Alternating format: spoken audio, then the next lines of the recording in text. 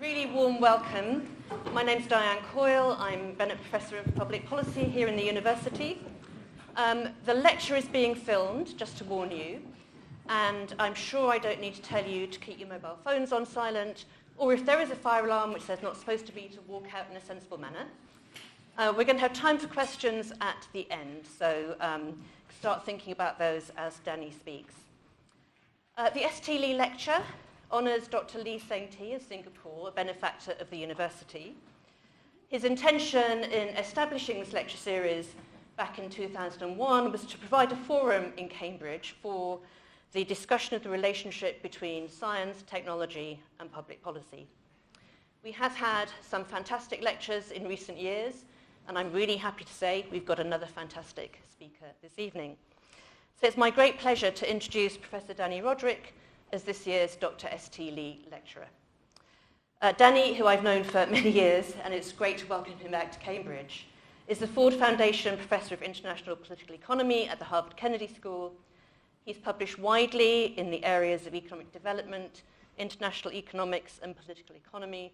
His work has been both influential and prescient.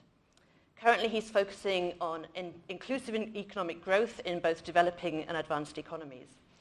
He's received numerous awards, including the inaugural Albert O. Hirschman Prize for the Social Science Research Council and the Princess of Asturias Award for Social Sciences. He's co-director of the Reimagining the Economy program at the Kennedy School, and I think many of us feel it needs reimagining, and the Economics for Inclusive Prosperity Network. His most recent book, which is fantastic, Shared Prosperity in a Fractured World, A New Economics for the Middle Class, the Global Poor and Our Climate, is going to be the basis of his lecture this evening. As I said, we'll have time for Q&A afterwards, and there'll be microphones, so wait for those when the time comes. But meanwhile, thank you again, and Dani, over to you.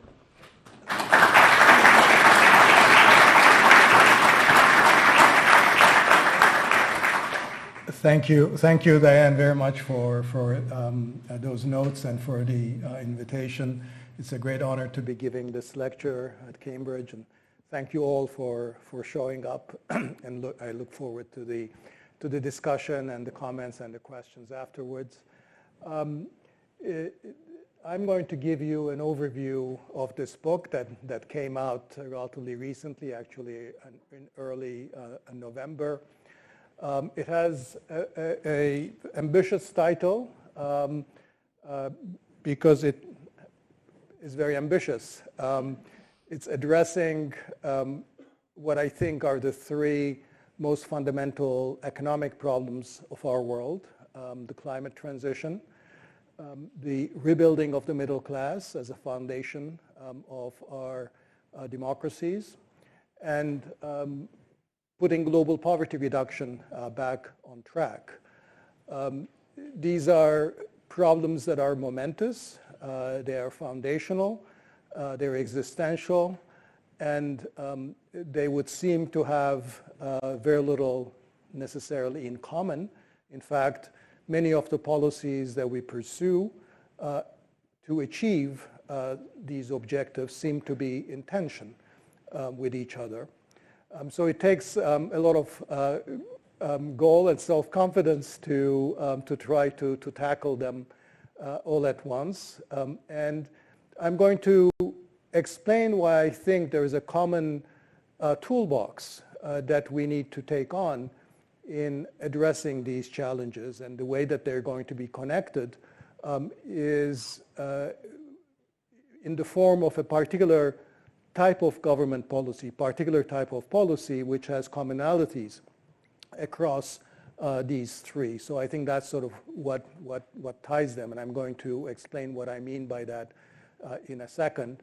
But let me also say that this, I think, is these days it has another unusual feature, which is that it's actually an optimistic book. And it's hard to be optimistic these days. The world is going through a very difficult time, ruled by very difficult men who are doing all kinds of crazy things. And when I had started writing this book, which was actually under the Biden administration, there was a sense of optimism that we had changed track, and while I didn't agree with everything that the Biden administration was doing, it looked like we were moving in the right direction. As I was writing the book, also the sort of the Labour Party came into power in the UK, what seemed like a mandate and a desire to change a lot of things. Obviously, at least in the United States, with the re-election of Donald Trump, much of that optimism has not only dissipated, but the US has taken a very, very, very wrong turn. So it is an unusual time to be optimistic about these grand challenges. My optimism is really based not on sort of a utopian vision of what I think we can achieve or what governments could do, but it's actually based on the fact that many of the things that I'm going to suggest we ought to be doing are things that are already happening. They're already happening at the local level, at the national level, and they've been hidden from the sight of sort of grand thinking or strategic thinking on economics, partly because they've gotten entangled into geopolitical competition issues between the US and China, or they have been actions at the local level which have remained under the radar screen. So I think there's good reason for my optimism. I want to communicate some of that in my lecture. So if you leave this discussion today feeling a little bit better about the possibilities for the future of our world economy, I will count this as a success. I don't need to say much to justify why these are critical issues. Climate change is obviously an existential threat to our physical existence. The erosion of the middle class, I would say, is an existential threat to the social cohesion and the political health of our societies. And of course, global poverty reduction remains a major challenge, on which front we had scored significant successes until the pandemic, but things have turned sour since then. What is common among those three challenges, and this is the common theme that's going to run through my discussion, is the need to undertake structural change in our economies in order to achieve all three of these objectives. What type of structural change? Well, rebuilding the middle class is going to require us to increase the availability and supply of good jobs in the economy. That's a sine qua non of a healthy middle class and a cohesive society. We cannot achieve it simply by redistribution. And while there are many, many good reasons for why we may want to think about wealth taxes and other forms of redistribution and to shore up public finances, ultimately productive inclusion is going to require us to generate good jobs for the vast majority of workers in our economy. That is not simply paying higher wages, enabling higher levels of living, but also jobs that provide workers with agency, with autonomy, with professional career ladders, with a sense of social contribution that they're contributing to their societies and their communities. Climate change obviously requires structural change because it requires us to decarbonize our economies. It requires us to move into new areas, renewables, green technologies. Fundamentally a problem of structural change. And poverty reduction and economic development in developing countries only can be achieved through structural change as well. When development and poverty reduction has been successful, as it has been in East Asia, in China, in other parts of the world, it's always come through structural change, not by simply enabling people who do farming or in the informal sector to do what they're doing a little bit better, but actually to move to different occupations, to more productive jobs, to fundamentally transform what is it that they do and how they do it. So all three of these challenges require structural transformation. And structural transformation is something we know that markets don't necessarily always handle well. In the terminology, using the language of economics, structural change is a process that is rife with market failures. Three sources of market failures in particular: externalities, such as learning externalities, various types of spillovers, social externalities from the creation of good jobs and so forth, that I'll talk a little bit about more later. And the absence of specific public inputs, whereas could be appropriate regulation, sectoral and customized training, other types of public inputs like R&D and so forth. And these always have to be provided in some form of public-private collaboration, which is essentially what traditionally industrial policy has consisted of. So in many ways, therefore, achieving this process of structural transformation, whether it's in the direction of more productive, better jobs, or it is in the direction of a green transition, right, requires an updated version of what in the past we called industrial policy.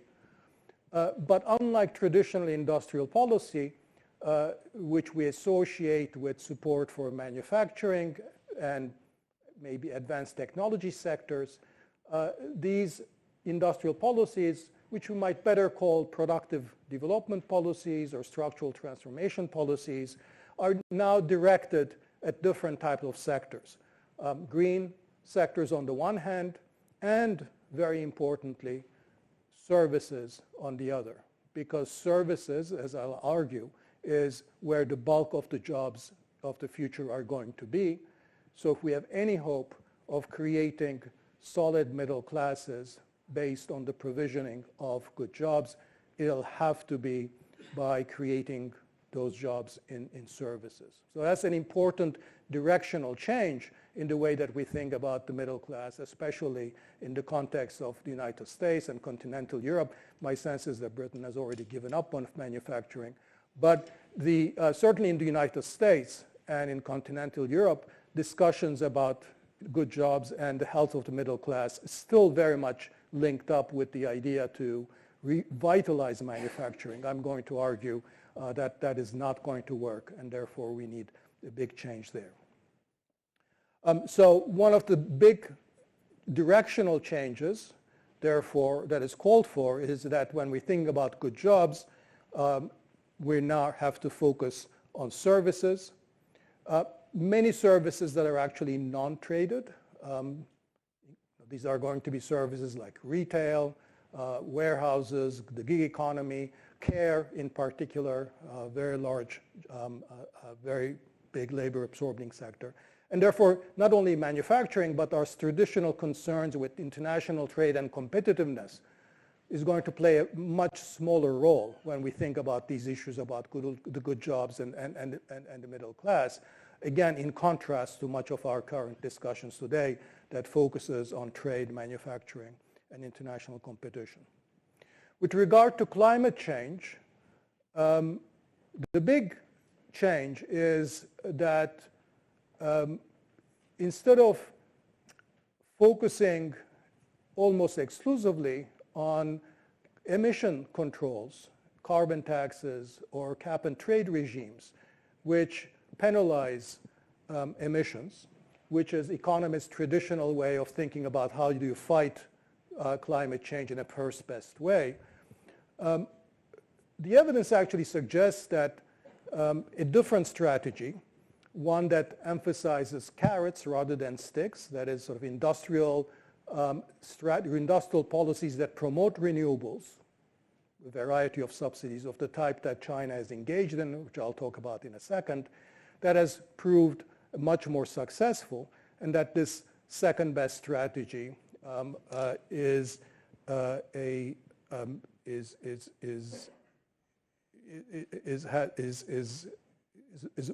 offers much greater possibilities than our sort of the technocratic obsession with emission controls per se. And I'll say a little bit more about that. With respect to developing countries, there is a version of the problem with manufacturing in developing countries as well, that I don't think manufacturing works as it did in the past in the traditional export-oriented industrialization strategies for much of the same reason. So therefore, that the growth and poverty reduction strategies in developing countries also have to rely to a much greater extent on domestic services and small and medium-sized enterprises. So it's very kind of a different.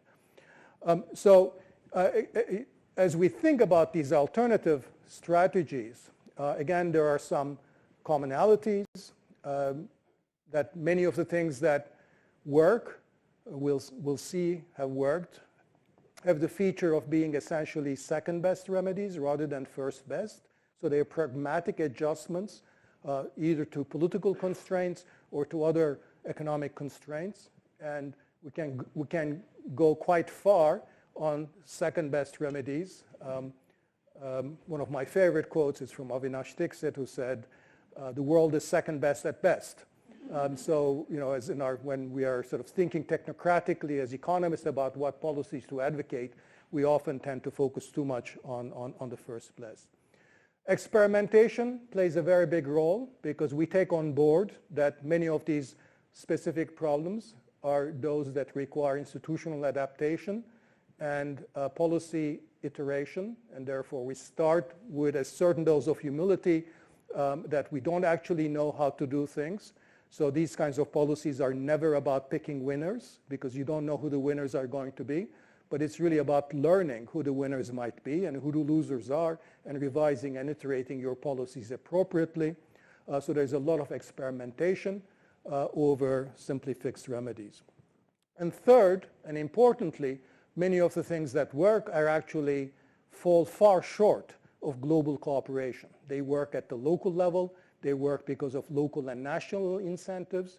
And that's very important because global cooperation has never been in excess supply, and it's going to be even scarcer in the years ahead. So if we have a set of strategies that are based on local arrangements, national, subnational arrangements, and are supported by the incentives of policymakers and politicians at the national level or subnational level, we can actually make progress on these things rather than hoping and relying on the deus ex machina of global cooperation. Okay? That all sounds good, but also perhaps utopian and idealistic. So the question is, are there such policies, and what form do they actually take in practice? Okay, so in the rest of my talk, and now I want to move to sort of making some of these ideas more concrete in terms of how, what form do they take. And let me start with the domain which on the face of it seems the toughest, which is the climate change, and which has the feature that we have made significant progress on this from a rather unexpected source.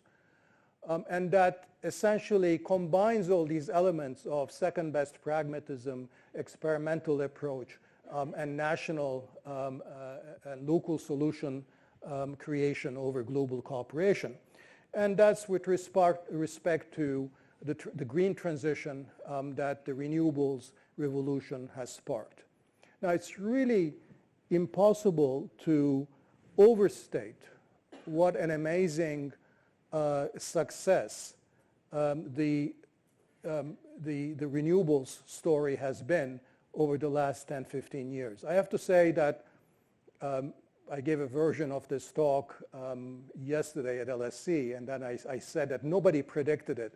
But of course, whenever you're giving a talk to 300 people in the audience, there will always be somebody who will come to you afterwards and says, no, but we did it. And the claim was that Shell, in one of their scenarios, had actually sort of predicted that the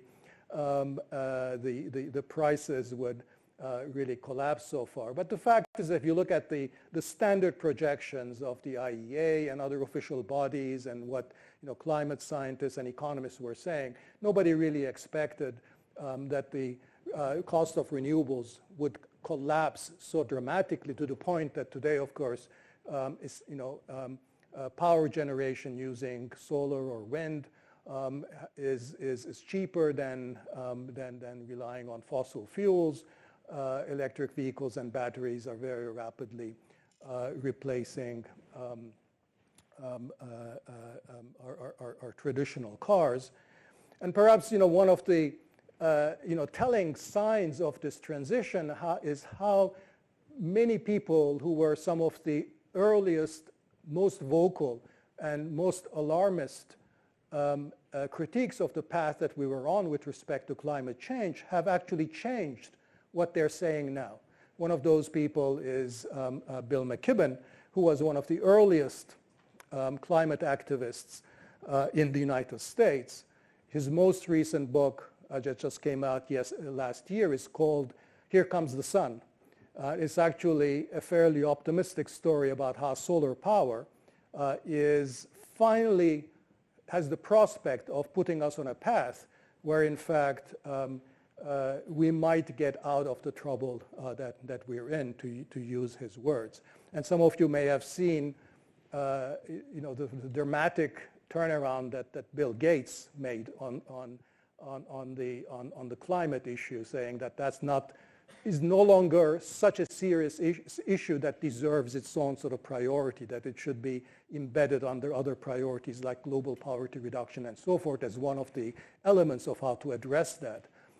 That story is also based on essentially the fact that the technological transformation with respect to renewables has really now made this green transition finally much more feasible and possible and realistic than it had ever been. So here's an area where we have made significant progress. And of course, there's much more progress that needs to be done. I don't want to dismiss sort of the challenges that still remain, but we're in a far better position than was commonly expected 10, 15 years ago. And there's essentially one country that's responsible for this, and that's China. China was not the first country to promote renewables, and I'll come back to that. Europe and the United States actually in the late 90s, in the 2000s, were the pioneers. But for a variety of reasons that I'll mention briefly, that effort died down, and then sort of from the early 2010s in particular, China really took over, and you can see that in the expansion of solar capacity. So this renewable revolution is largely the product of Chinese industrial policies and combines the magic of industrial policy with the learning curve. That is that government support of renewables has led to capacity increase. It has set in a process of learning by doing, which has reduced costs, which have allowed Chinese firms to reduce prices, which have expanded the market, and then in turn have crowded in more capacity expansion. So it has set forth this virtuous cycle of promotion, capacity expansion, and cost reductions through learning by doing that has not only made Chinese renewables industries, of course, the premier competitors in the market, but also has provided the rest of the world a huge global public good by enabling cheap power from renewables. And you can see that not just in Europe, where there's restrictions on trying to on solar panels and others, but you can see it in Africa, where a lot of countries are now importing solar cells from China and are generating power cheaply. Now, when people think about Chinese industrial policies and their support of renewables, EVs, electric batteries, and so forth, they typically associate this with a kind of with subsidies, with a top-down model of industrial policy, with a kind of, a state that is authoritarian and therefore is able to get its way. But the actual practice of industrial policy in China has been very different on all of those dimensions. It has, yes, the central authorities have played a very important role in terms of setting this as a national project. This movement into renewables was an explicit national project. So that came from the center. But from then on, it had all the features of these productive transformation policies that I mentioned before, the experimentation, the iteration, the pragmatism. The policies went far beyond simply subsidies. It encompassed regulatory changes, credit policies. Municipalities played an incredible important role, not just experimenting with different type of policies, but a lot of public venture capital that they set up to invest in renewable firms and EVs. And the process has entailed very close collaboration between the government and not just municipalities and subnational actors, but also the private sector. So this has not really been a top-down command and control kind of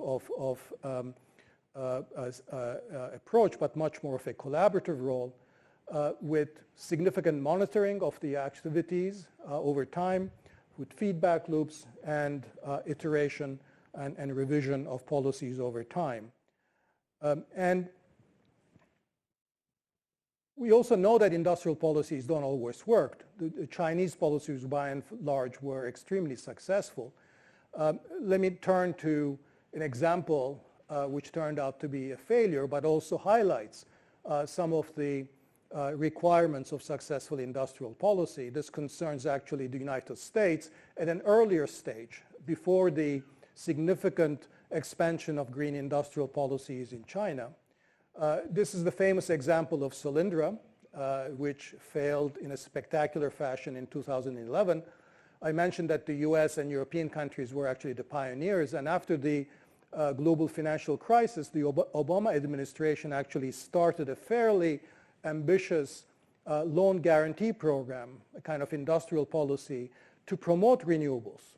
And Solyndra was not only one of the firms that received this loan guarantee, but crucially and tragically was used by the Obama administration as a flagship of the program, to the point that sort of Obama actually went to California, visited the plant, essentially put the flag of the program on this firm. And when it turned out that Solyndra had gambled on the wrong technology and spectacularly failed, it looked like the whole loan guarantee program of the Department of Energy had become a failure. But this was largely a kind of failure of the way that the program was marketed, and the lack of political imagination that led to simply putting the flag on a simple company and essentially hanging the fate of the entire program on just one of these companies, whereas it should have been clear that these were all startups, and just like in any kind of a venture capital enterprise, that you hope not that all of the firms will fail, will succeed, but you hope that at least enough of them will succeed to pay for all the other failures, and then leave a profit behind. And we know, of course, that from that sense, the loan guarantee program was a success, because one of the firms that received a loan guarantee during this period was Tesla. And Tesla was at the edge of bankruptcy then, received from the Department of Energy a loan that was almost as large as the one that Solyndra received. And clearly, given sort of what a successful company Tesla has turned out to be, that if the social benefits that it generated would have paid not only for Solyndra's failure, but the failure of every other loan firm that received a loan guarantee. So the main point is really twofold. One is the importance of thinking about these activities as a kind of portfolio of activities, without necessarily believing that every one of these initiatives is going to succeed. The key criterion for successful productive development policy or industrial policy is not the ability of the government to pick winners, because just like the private sector, the public sector cannot pick winners either. That's a given. But the criterion is whether you can learn enough, you can engage in monitoring to let the losers go so that you don't stick with the losers way after it's clear that they've been losers. And also that you treat this as a kind of a portfolio of initiatives and you evaluate it as a portfolio rather than simply politically marketing it as. So another lesson from all of this is when you look at some of the, of course, the US has a lot of successes in other areas of industrial policy, such as in DARPA and its defense procurement policies and so forth, which have been very, very successful. The main difference between successful instances and unsuccessful instances don't really relate to, sort of broad categories of regime type. So I think scholars that have looked at China's industrial policies don't say it was the hard state or authoritarianism that really made that program successful. It was in fact to the contrary. It was a process of collaboration rather than kind of a command control. Okay, so I think the green transition and how these productive development policies can help achieve that provides a very concrete, significantly important in its own right example of how these structural transformation policies can pay. The question, therefore, is when we turn to our other main challenges, that of restoring the middle class and achieving poverty reduction and economic growth in developing countries, that's going to require a different kind of structural change. It's going to require us to increase the supply of good jobs to sustain the middle class and ultimately democracy and to provide and to promote economic growth.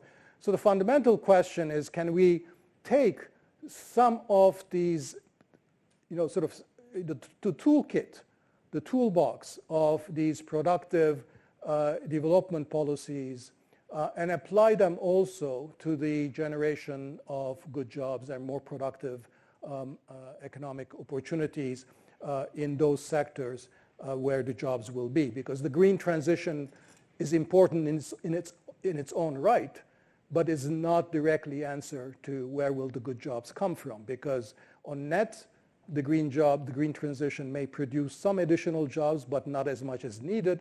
Plus, it will require actually a lot of reshuffling of jobs. Many industries and regions will actually lose jobs. So you need a definite good job strategy to make up not only for the disappearance of good jobs from earlier automation and globalization shocks, but also from the effects of decarbonization and the green transition. So before I talk about what form those kinds of what essentially an industrial policy for services, for good jobs in services might look like, I want to say a little bit about about the importance of good jobs and why, for specific methodological and disciplinary reasons, the economics profession has had a blind spot on this, on the importance of good jobs. And this is really a blind spot or a bias that goes all the way back to Adam Smith, the father of modern economics. Of course, Adam Smith famously emphasized that the whole purpose of an economy was to promote consumption. Consumption was the end goal of our economy. And the way that carries on to contemporary mainstream economics is that we think about preferences and well-being essentially satisfied through consumption. The utility function has as its argument consumption levels.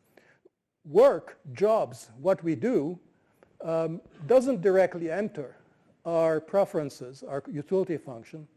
It enters indirectly through the budget constraint. That is, if we work more or if we have higher paying jobs, we have higher incomes, the purpose of which is to enable us to increase our consumption. In fact, to the extent that jobs and labor, work enters the utility function, it would enter with a negative sign because there is presumption, as in using economist terms, there is this utility of work. So actually L, work, enters with a negative sign in front. So to the extent that economists have thought about jobs, they've thought about it as something that people would rather not do.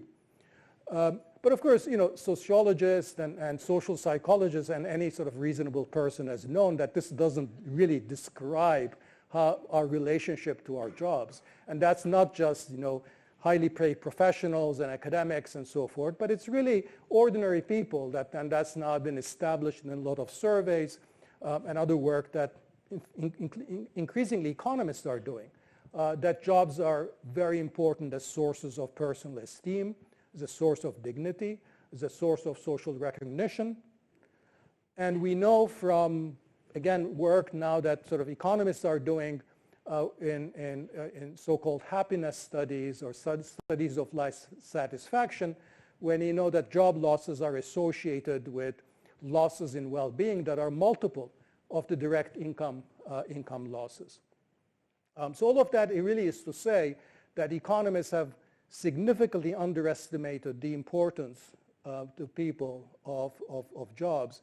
And therefore, when jobs disappear because of globalization, automation, fiscal austerity, or whatever, they've been sort of rather dismissive of the consequences for individual well-being, and hence sort of the knee-jerk attitude, well, they can move elsewhere, they can get an education, or maybe we can actually compensate them to fiscal transfers without really, fully facing up to what adverse shock that is often. Moreover, so far all I've talked about the importance of jobs is how economists tend to underestimate it as a source of individual well-being. But we also know now, again, thanks to the work of sociologists like Bill Wolfson early on, but now increasingly again by economists, that jobs, especially good jobs, solid middle-class jobs, provide significant social externalities. That the disappearance of good jobs in communities is associated with significant negative economic, social, and political externalities that may take the form of higher rates of mortality, higher rates of suicide, higher rates of addiction, family breakdown, and support for authoritarianism and support for extremist populist candidates and parties. And ultimately, from the perspective of social justice, I think economists tend to ascribe to the view of social justice that is based on ideas of distributive justice, that is, who gets what, which can be addressed through redistribution. But as my colleague at Harvard, Michael Sandel, has emphasized, part of social justice also has a contributive component. That is, contributive justice refers to the idea that people also want an opportunity to win the social recognition and esteem that go with producing what others need and value. And that can only be achieved by giving people a sense of being able to contribute to the work they do, whether paid or unpaid, about the opportunity to have that kind of social recognition and esteem. So all of this to suggest that economists have not traditionally had a focus on good jobs, even when they focus on issues of equity and inequality. But that, I believe, now has to be much more front and center. Now, I think politicians are, of course, ahead, and politicians are always talking about good jobs. But where I think there is a disconnect right now is they're not necessarily focusing on where the jobs are going to be. The jobs very clearly are not going to be in manufacturing. So fixing manufacturing, revitalizing manufacturing, offshoring manufacturing is not going to make a difference. This is the share of manufacturing in total employment in the United States is now around 8% of the total labor force, 1 in 12, continues to shrink.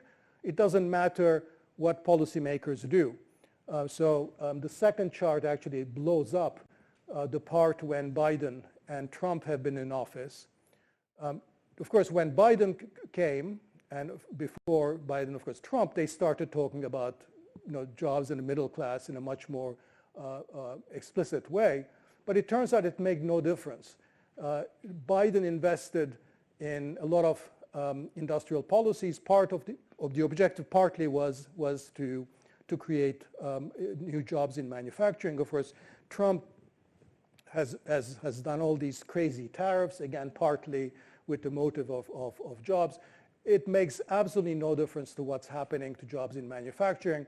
The fact is that the nature of technology in manufacturing has become so much more capital and skill intensive that it is a lost cause, that manufacturing is no longer a labor-absorbing sector. You might say, well, maybe Biden and Trump didn't do enough, that if we were more aggressive at promoting manufacturing jobs, that we might be more successful. How much more successful can we be? Look at China. Of course, nobody can deny the success that China has had in manufacturing production and exports and competitiveness. They are manufacturing powers of the world. Everybody's looking at China as a threat in manufacturing. So the panel on the right shows how, what has happened to production and exports in China. In the same period, manufacturing employment in China has collapsed by about 30 million people. Okay? 30 million manufacturing workers is more than the sum of all manufacturing employees in the United States and Germany taken together. Okay? So, you can succeed in bringing back some manufacturing, in cutting into China's market share in certain sectors. It simply will not do anything for your employment, given the nature of how manufacturing is organized and the technology that's employed today. So if the jobs are not going to be in manufacturing, where are they going to be? So the Bureau of Labor Statistics in the United States makes these employment projections by occupation. And this is the most recent one that projects the occupational structure of employment in the United States for 10 years from now, or at least 2034. And what I've done here, I don't know if you can actually read, or the font is too small, is list the top 10 largest occupations in the United States 10 years from now. Home health and personal care aides, fast food and counter workers, retail salespersons, general and operations managers, registered nurses, laborers and freight stock and material movers, stockers and order fillers, cashiers, customer service representatives, janitors and cleaners except maids and housekeepers. Right? This is where the jobs are, and this is where they will be in the future. Now, one thing you notice, of course, is that it's not manufacturing. I've already told you that. But the other striking things that comes out of this list of where the jobs of the future are, none except for two, really only 2 out of 10 in this list require college education, registered nurses and business managers. 8 out of 10 don't require anything other than a high school education, and maybe even not that. Why is that important? Because when we think about how we create more productive jobs, how we good jobs, so again, our standard knee-jerk way to think about it is you increase the productivity by giving people higher education, give people access to higher education, give them, give them college degrees. This is not going to be a solution to this problem because these jobs do not require college education. So the only solution really is going to be to make these services, which traditionally have been very low productivity and therefore sources of bad jobs, especially in the United States, where government regulations, minimum wages, and labor standards, collective bargaining are very, very weak. The only way is to actually increase the productivity of this type of work. Now, we need to think about productivity in a very broad sense. It means, of course, increasing the quality of the work, increasing the range of tasks and the sophistication of the tasks that are being undertaken. Think about a caregiver being able to do the job of only a more skilled nurse or somebody in a hospital can do. That goes beyond simply sort of routines that prescribed, that gives them much greater autonomy and much greater ability to vary eating schedules, to dress bandages, to make low-level medical decisions in the same way that nurse practitioners today in the United States make many decisions that previously only physicians could do. So those are the ways in which you can upgrade the quality of work and either improve the quality of service, customer satisfaction, reduce costs elsewhere in the system by reducing long-term incidence of long-term chronic diseases, or reducing emergency admissions and so forth, all those things that can be handled with much better care. Is that in principle possible? Is it possible to increase the productivity of these services?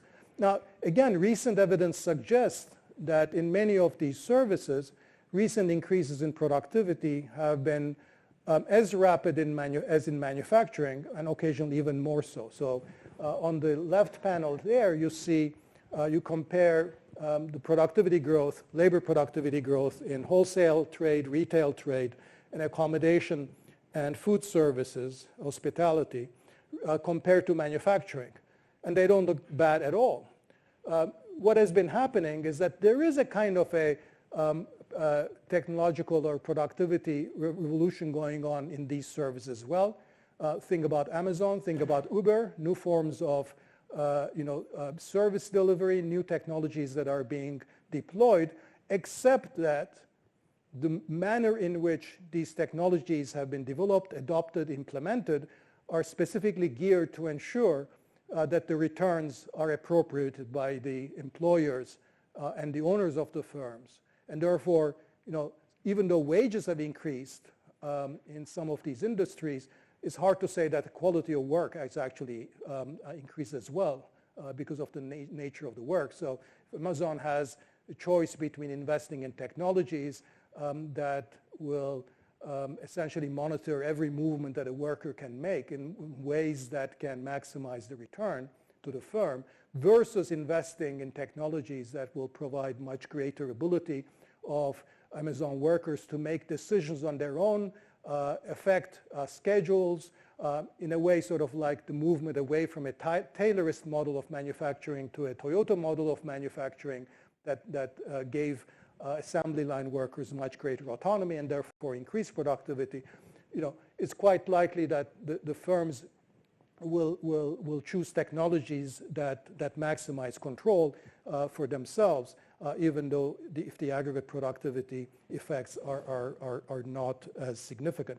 So that's important. So we see in these examples like Amazon and Uber, and that both the possibility of new technologies that would increase productivity in services, but also the need for a public role, that is to have certain degree of ability to intervene in the type of technologies that are being developed and that are going to be employed by firms.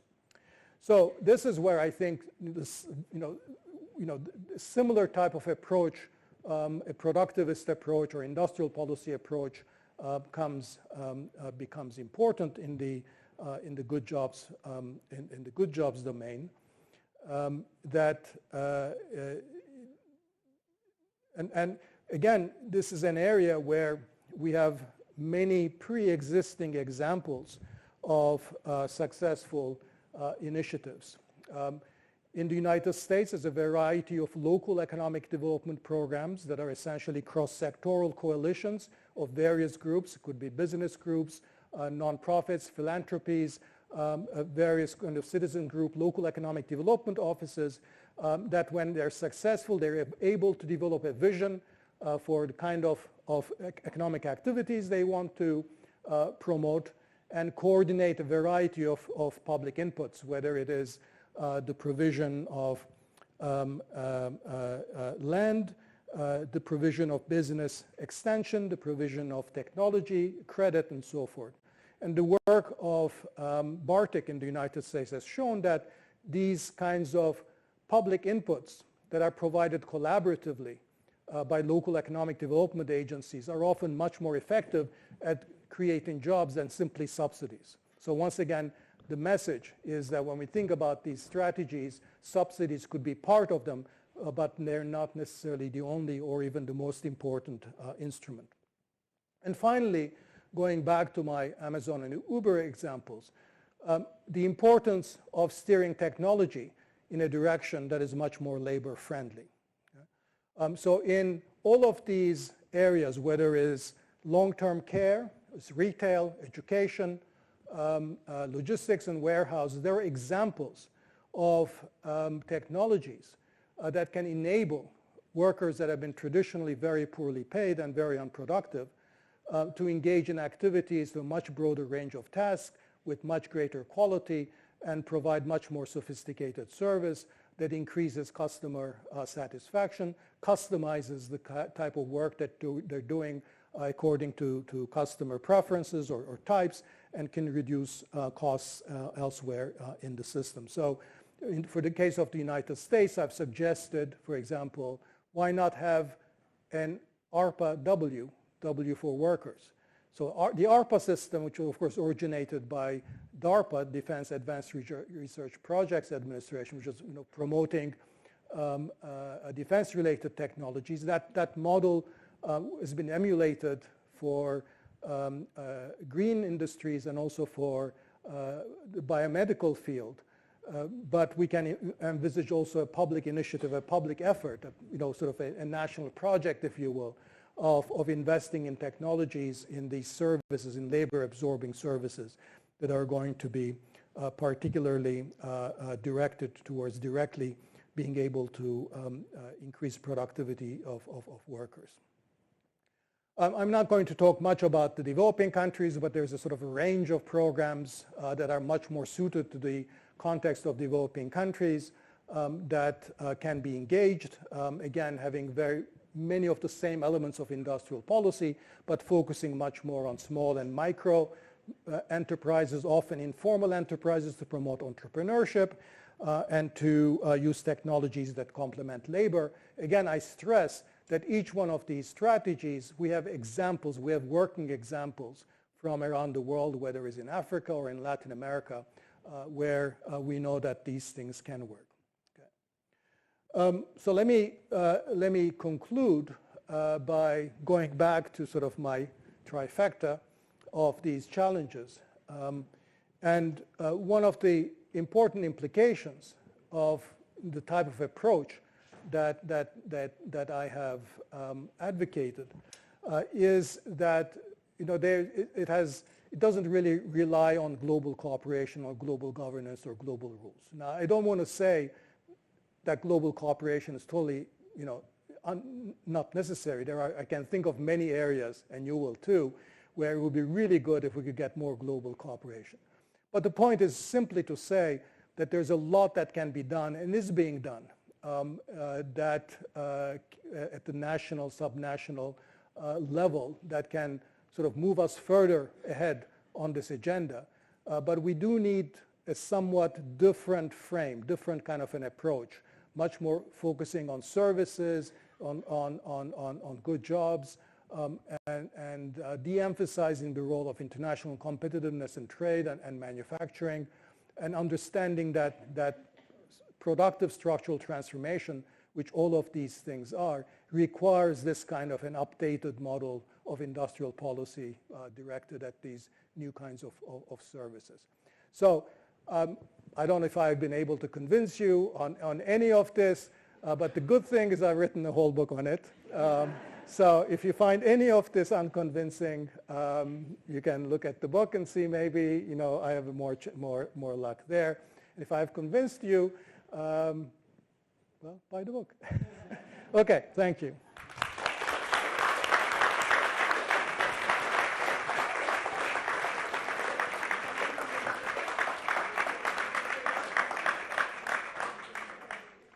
Dani, thank you so much for giving us some optimism, much needed. I'm going to go straight to questions. We've got about 20 minutes or so for people's questions. And I'm going to start on this side of the room. There are a couple of hands here. Let's go there first. Thanks a lot, Daniel. I have 3 questions. One is that, sorry, yeah. One question. Oh, one question. Okay. One question with 3 parts. Yeah. One is that, you talk about manufacturing and service. I believe that service should be, give the priority, use the industrial policy. But on the other hand, on the global scope, and we don't talk about the USA, EU, and China. We also talk about others. So still, there's some positive, function for manufacturing, especially in other like African countries. And second aspect, what's the difference between China and the USA? What's the different political economy? What's the incentive and make them, and like in the solar and the wind policy, this form, very, very opposite. And, from especially the Trump administration. Yeah. You got away with two there, sorry. There was a hand a couple of rows behind. Okay. You said there's a long tradition in the US of localities as hubs for experimentation. Could you say a little bit more about that? Thank you. That was wonderfully concise and a model for other questions. And let's go to the one couple of rows behind that. And then I'll come to the other side in the next batch. Thank you. Can you talk a little bit about how you can steer technology development in a way that serves labor instead of capital? Thank you. So that's 3.5 or 4 quite broad questions already. Yeah, so starting from the last one, I think we know that we can steer technology because we already have programs that are directed at technologies that are defense related. So those are programs, DARPA engages in or the Defense Department engages in to commission research or to promote research that they think are going to have some relevance to national security and defense. We know, we've seen from the green field that we can, from the green transition, that we can promote technologies that are particularly, about renewables that are going to, get us on the green transition. So the analog in the case of labor-friendly technologies is to essentially ask, what are the types of technologies that will enable workers of a particular skill to do one or both of two things. One is perform the tasks that only those with greater skill or education or experience than them can perform. Right? So complement them and augment what they're able to do. That's one dimension. The second dimension is expand the range of tasks that they can do. Okay? So those are the two dimensions of being able to increase productivity. So you can imagine that every technological, sort of the essential filter for the types of technologies that you're promoting being, will this allow sort of the traditional sort of, less than college educated worker in these service fields to do more and better than what they currently do? Is this augment their work in that particular direction? So that would be sort of loosely the way you would think about that as a filter of what type of technologies. On experimentation in the United States, the US actually has a very long history of experimentation with economic development programs. It goes all the way back to Alexander Hamilton, who, of course, in his, I think it was 1798, I believe, was the report on manufactures that he authored, is the most articulate advocacy for industrial policy to this date, where he said that, that the United States needed to employ a system of bounties or subsidies to promote their textile industries against Britain, which was the productivity frontier at the time. But it really goes through after the Civil War, there was this amazing program of land-grant colleges, which the federal government promoted, of creating systems of learning and innovation around agriculture and commerce in different parts of the United States by giving localities land on which they would build universities and extension services and technology diffusion around these universities, around which some of the large state universities in the United States are these land-grant colleges. And of course, all the experimentation after the Second World War around DARPA, defense procurement. And so there is, the US has a very long history of experimentation in economic policy. I would, I would count, coming more recently, Biden, the CHIPS, the IRA, those were, very big departures from existing policy. In a very different and damaging way, Trump's policies are highly experimental in the worst possible sense of the term. So, the U.S. has a long history of trying different things. The first question, the first combination of questions. So I think it's very important. I didn't talk very much about the prospects of developing countries. You rightly say that I understand that advanced countries cannot use manufacturing for jobs anymore. The reality is that even low-income countries, the Ethiopias, the Rwandas, the Indias of this world, India is more of a middle-income country, they're not, even when they're successful in generating some export-oriented manufacturing, the number of jobs they're creating in these is very limited.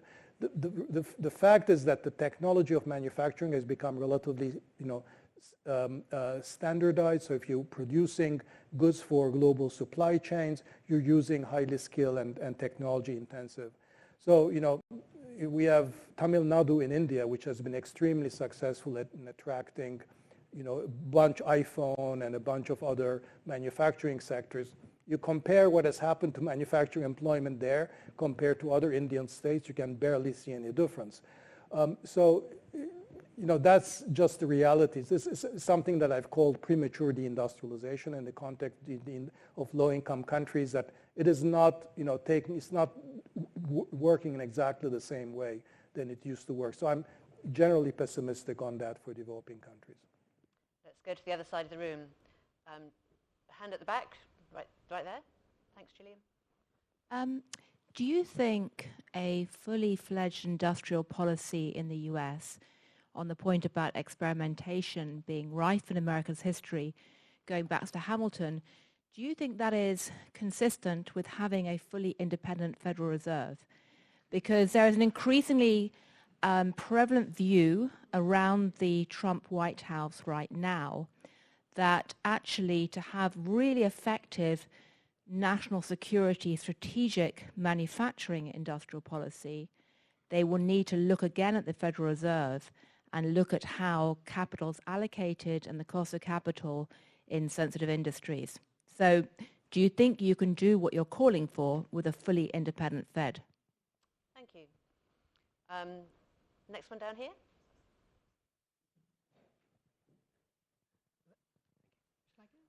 Given the geopolitical uncertainty of the current world, what do you think are the impacts of reshoring and friendshoring? And specifically, do you think the concept of friendshoring still works under the current geopolitical uncertainty? Thank you. Thank you. And then the final one in this batch, you've got the mic. Thanks. Thank you very much. I was musing on the impact of what you said on the political process and the fact that you talked about China, not authoritarian, but a very different political structure to a democratic universal suffrage, elections every 5 years.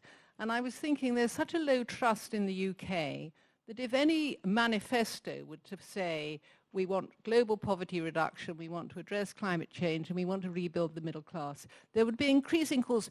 How much, and precisely what are you going to do? And of course, as you say, with experimentation and so on, you're not going to be able to be precise about that, precisely because you have these grand visions and you're going to experiment. I'm just wondering whether experimentation really can be seen to be aligned with an increasingly low trust demand that politicians tell us exactly what they're going to do, and then we say, you're no good because you haven't done it. Dani. Yeah, so great questions. Now, the independence of the Fed, I think, let me say this. I think most of the issues I've discussed in the context of these challenges and the type of industrial policies that I'm talking about are largely orthogonal to the question about sort of broad macroeconomic policy and the interest rates and the independence of the Fed. So, there are other issues about the independence of the Fed, but I think would take us a little bit further afield. But I don't see a huge relationship between the ability to carry these things and Fed being sort of quasi-independent. So let me just leave it at that. On the second question was about, I'm blanking out on the second question. It was geopolitics. Yeah, so I do think that we are not going to get, it's very difficult to imagine a complete decoupling with China, but I do think we're getting, and we will get sort of a certain amount of regionalization of trade. I do think national security considerations will play a bigger role. So countries will try to reshore, or at least, source critical supplies from friends, countries that are more allies. We've seen that. I mean, we see the trade that is, trends that in the data that's already happening. But it's not, I don't see a major reconfiguration of trade. So I think these are going to be more second order, albeit I think national security considerations playing a much greater role in the sort of prioritization of objectives with respect to trade. Doing industrial policy in low trust environments, I think that's a great question. I view trust, which is a very important part of the ability, the capacity of governments to do this, is something that you build over time rather than you take it as a precondition for doing these things. Obviously, starting with low trust makes it more difficult. But just in other areas of policy, whenever you have to do something, you try to build the necessary trust over time. One thing that really made me think about this question of trust differently is a book by, I don't know, James Fallows and Deb Fellows. James Fallows is a journalist who spent a lot of his career in East Asia and studied Japanese and East Asian industrial policy. And he's also an amateur pilot. And when he came back to the States, he and his wife decided to travel all around the United States on a single engine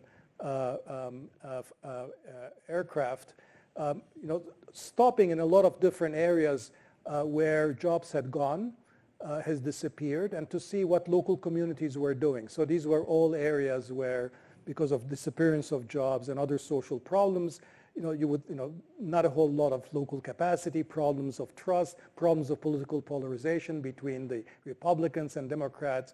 So not a very hospitable environment.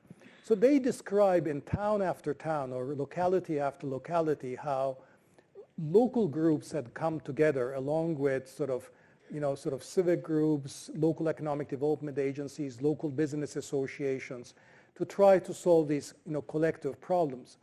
And at some point, James Fallows writes, and he says, I realized that all of a sudden what I was seeing here in the American heartland in all of these local development, coalitions, development coalitions, a version of East Asian industrial policy. And if you had talked to these people about picking winners, they would say, oh no, you can't never do that. The state doesn't have any capacity. But in actual pragmatic way, these people were addressing these local challenges and were supplying the kind of capacity, building that muscle, as it were, over time, as they were addressing it. So you do need some kind of capacity to recognize that you have a problem. You have to get people around the table. You have to formulate some possibilities and move along in a certain direction. But it is not, there is no precondition, there's not a thrust threshold, a capacity threshold that if you don't, have it, you're not going to achieve it. So that's the way that I think about it, again, in line with the general optimism of the message that I'm trying to convey. We've got time for another batch, and there's all to play for in terms of which side of the room I go to. So you were signaling before, so the first one over there. Yes. Thank you. You make the argument that these three are interdependent and can support each other in many ways. is the converse true, that it's the proverbial three-legged stool, and if one leg breaks, that it collapses? And does that mean that government must indeed come in to fix the market failures? And what do you do when government doesn't care about that particular leg or any of the legs? Thank you. And let's go in front. Lady in front, thank you. Thank you. Thank you for the talk. I wasn't really convinced about the point on manufacturing. And I'm a bit worried that perhaps, I mean, I recognize completely that obviously manufacturing is not going to employ as many people as services. However, I also think that perhaps is US-centric. There are other economies that show different trends. But I also am worried if this message perhaps is missing how important is manufacturing to enabling these sectors, like services in general, like labor-intensive services, but also knowledge-intensive services. So yeah, it would be good to hear what are your views on the importance of manufacturing beyond employment shares. Thank you. And Are you from Mexico, by any way? Okay. Okay. Good to know. And there was a final one over here. Thank you. Yeah.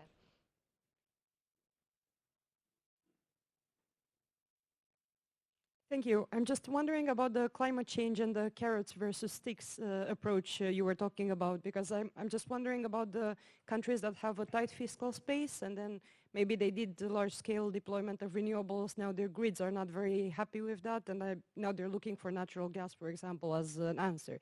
And I'm just wondering, how would you think about these countries that have a tight fiscal space and they don't really have enough money to subsidize? Thank you. Okay, great questions again.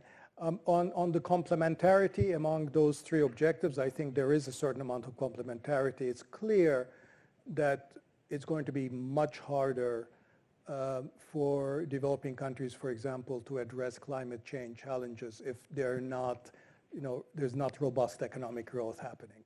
It's very difficult to get similarly people to address curbing emissions or the type of structural change and attendant job loss in fossil fuel related industries if you don't have robust job creation programs that are going to essentially absorb employment. So it's very, those are sort of mutually indeed supportive in a variety of ways. I do think that governments realize the importance of these things. I think and you need a combination of the main vested interests, sort of defining their interests along this line, along with sort of a narrative, a certain set of ideas that can show how these can be beneficial to all the relevant parties. So I think, again, talking about sort of how the industrial policies work is by presenting this as a growth opportunity through incentivizing new activities, as opposed to talking about as a tax on people. It changes the nature of the game. Now that makes me then connect to the third question. You're right that for fiscally strapped governments, subsidies are often going to be much harder. But that's why sort of I also emphasize that subsidies, you don't want to think about industrial policy or the type of productive development policies that I'm talking about purely in terms of subsidies. Often other types of public inputs which are already being provided but in an uncoordinated fashion can be much more important. So every government has some training program. Every government has a credit support program from some small and medium-sized enterprises. Every government has programs of technology adoption or innovation. What often, however, doesn't happen is the kind of coordination across different agencies and sufficient collaboration with specific targeted sectors or clusters of firms to deploy these activities in a way that's going to actually support what they're doing. So that discovery of what are the opportunities, what are the obstacles, how you can handle them, which is really at the essence of this kind of industrial policy. It's not selecting a sector and then providing fiscal subsidies. That's not the way to think about these industrial policies. Now, on manufacturing, the reason that I thought you might be from Mexico is when you said not all countries, have experienced the same trends. And I was thinking, is there a country that has not experienced a decline in formal manufacturing employment? And probably Mexico is the one that comes close. It's been either stable or somewhat of a rise. But even that shows the problem. As you well know, Mexico's overall economic progress, overall productivity really has been dismal in this period, even though Mexico had the best circumstances in terms of access to the North American market, access to North American supply chains, a strategy of growth that was essentially based on attracting foreign direct investment and open trade policies. So I think, to me, really, if there is one country that demonstrates how we need to move away from our traditional model of thinking about how you're going to create, overall growth that's going to create good job opportunities and overall productivity growth, Mexico is a very important cautionary tale, because it was the country that had, in some sense, the best advantages in terms of being able to grow through manufacturing, given its priorities on exports and trade, and its location right at the border, southern border. And that, is as you know, Mexico has had negative total factor productivity growth since NAFTA. That's, just makes you think, and the reason is that, that these benefits haven't really dissipated and disseminated throughout the economy. You have the North that does very well, the well-known sort of two Mexicos problem that you have, but labor and jobs are not created in those most advanced sectors of the economy. They go all into non-productive informal activities, and we need to find a way of how we're going to lift productivity in those sectors where the people are, because it's not the manufacturing sectors in the northern part of the economy that are creating those additional jobs.